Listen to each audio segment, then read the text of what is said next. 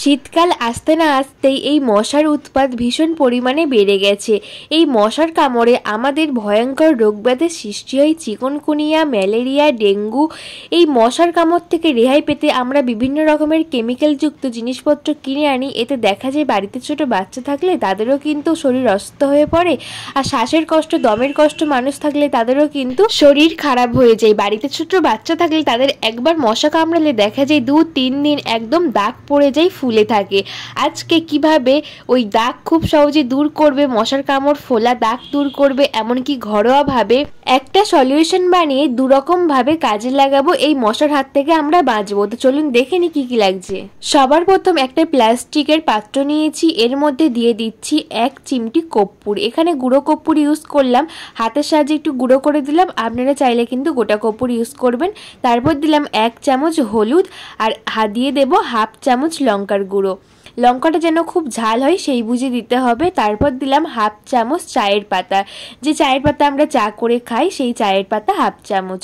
এরপর দিয়ে দেব পাতি লেবু, লেবুটাকে ছোট ছোট টুকরো করে দিলাম, এটা আমাদের দুটো কাজে লাগবে। এরপর দিয়ে দেব কোলগেট পেস্ট, আমাদের প্রত্যেকের বাড়িতে কোলগেট পেস্ট থাকে, এখানে কিছুটা পরিমাণ কোলগেট পেস্ট দিয়ে দিচ্ছি। একবার আপনারা বানালে কিন্তু আপনারা আমাকে কমেন্ট করে জানাবেন যে কতটা কাজের। এটা যেখানে ইউজ করব সেখানে কিন্তু একদম ঠান্ডা হয়ে যাবে। তার সঙ্গে আমরা যে ঘরে ইউজ করব সেখানেও কিন্তু একটুও কি একটা দুটো মশাও আসবে না বাড়ির আশেপাশে। এর একটা যে স্ট্রং গন্ধে, কর্পূর দিয়েছি, চা পাতা দিয়েছি, তার সঙ্গে আছে লঙ্কার গুঁড়ো। তো এর মধ্যে দিয়ে দিচ্ছি 1 কাপ জল। আমি এই সলিউশনটা যতটা বানাচ্ছি সেই বুঝে কিন্তু জলটা দেব। এখানে আমি বড় কাপের 1 কাপ জল দিয়েছি। এরপর ভালো করে মিশিয়ে নিচ্ছি। এটাকে আমাদের গ্যাসে বসিয়ে ভালো করে কিন্তু ফুটিয়ে নিতে হবে, তাই তার আগে কিন্তু ভালো করে এটাকে মিশিয়ে নিয়েছি। এরপর গ্যাসের উপর একটা পাত্র বসিয়েছি, এর মধ্যেই সলিউশনটা দিয়ে দিচ্ছি, দিয়ে ভালো করে ফুটিয়ে নেব 2 থেকে 3 মিনিট।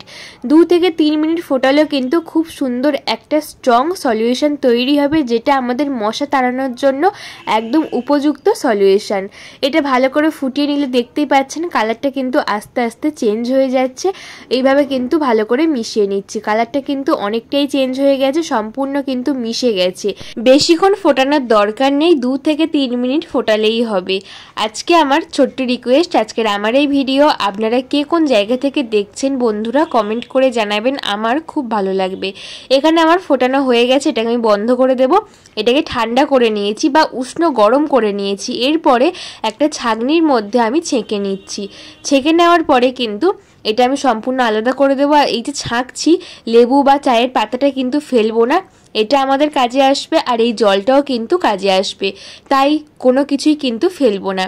এটাকে আমরা একটা স্প্রের বোতলে ভরে নেব, বা আমাদের কাছে স্প্রের বোতল না থাকলে এই ধরনের একটা কোল্ড ড্রিঙ্কসের ছোট্ট বোতল কিন্তু মুখটা ফুটো করে নিয়েছি, এর মধ্যে আমি সলিউশনটা ভরে দেব। তো দুটোই আমাদের খুব কাজে আসবে। প্রথম এটা আমি ভরে নিই, তারপরে ওটা কি কাজে আসে ওটাই আপনাদেরকে দেখাচ্ছি। আপনারা একবার ব্যবহার করলে এর রেজাল্টটা আপনারাই কিন্তু হাতে নাতে পাবেন। এটাকে রেখে দিলাম। এরপরে যে চায়ের পাতাটা আমি ফেলিনি, এটার মধ্যে দিয়ে দেব কোলগেট পেস্ট কিছুটা পরিমাণ। এটা আমাদের কি কাজে আসবে বন্ধুরা, দেখবেন আমাদের বড়দের হোক আর ছোট বাচ্চাদের হোক, যখনই মশা কামড়ায় একদম লাল হয়ে থাকে, জায়গাটা ফুলে থাকে, আর অসম্ভব পরিমাণে জ্বালা হয়। যখনই সঙ্গে সঙ্গে কামড়ালে তো ভীষণ জ্বালা করে, বা কামড়ে থাকলে কিন্তু 2-3 দিন ধরে জায়গাটা ফুলে থাকে লাল হয়ে, বড়দেরও হয়, বাচ্চাদের তো অসম্ভব পরিমাণে এটা হয়। আর যখন এটা হবে আমরা এই সলিউশনটা যে বানিয়েছি এটা কিন্তু এইভাবে হাতের মধ্যে দিয়ে দেবো, যেখানে যেখানে আমাদের মশা কামড়িয়েছে সেখানে সেখানে দিয়ে দেবো। দেখবেন যেখানেই লাগাবেন একদম ঠান্ডা হয়ে যাবে, কারণ এর মধ্যে লেবু আছে, চায়ের পাতা খুব ঠান্ডা হয়, চায়ের পাতা আছে, তার মধ্যে কিন্তু কোলগেট পেস্ট দিয়েছি। আমি যে যেখানে যেখানে লাগাচ্ছি আমার কিন্তু একদম জায়গাটা ঠান্ডা হয়ে যাচ্ছে। শুধু জায়গাটা ঠান্ডা হবে না, যেখানে যেখানে ফোলা ভাব, মশা কামড়ের দাগ, সেই দাগও চলে যাবে, ফোলা ভাবও চলে যাবে। সেকেন্ডের মধ্যে কিন্তু দাগটা যে কোথায় চলে যাবে আপনারা বুঝতে পারবেন না। এইভাবে কিন্তু যেখানে যেখানে বাচ্চাদের মশা কামড়াবে এইভাবে লাগিয়ে দেবেন, বা নিজেদের বড়দের যেখানে যেখানে মশা কামড়াবে একবার লাগালেই বুঝতে পারবেন যে জায়গাটা কতটা পরিমাণে ঠান্ডা হয় আর কতটা আরাম হয়। শুধু হাতে না, আমাদের বাচ্চারা যেসব সমস্ত জামা কাপড় পরে সেই জামা কাপড়ের মধ্যেও যদি আমরা একটু লাগিয়ে রাখি তাহলে কিন্তু মশা একদমই কিন্তু ধারে পাশেই আসবে না। এইভাবে কিন্তু আমরা জামা কাপড়ও লাগিয়ে রাখতে পারি, আর যেখানে যেখানে মশা কামড়াবে সেখানে অবশ্যই লাগাবেন। বুঝবেন আমি যে লাগিয়েছি একদম জ্যাকেটগুলো ঠান্ডা হয়ে গেছে। আমি বুঝতে পারছি যে খুব ভালো লাগছে। যেখানে যেখানে মশা কামড়ের আরাম থেকে কিন্তু অনেকটাই রেহাই পাবেন।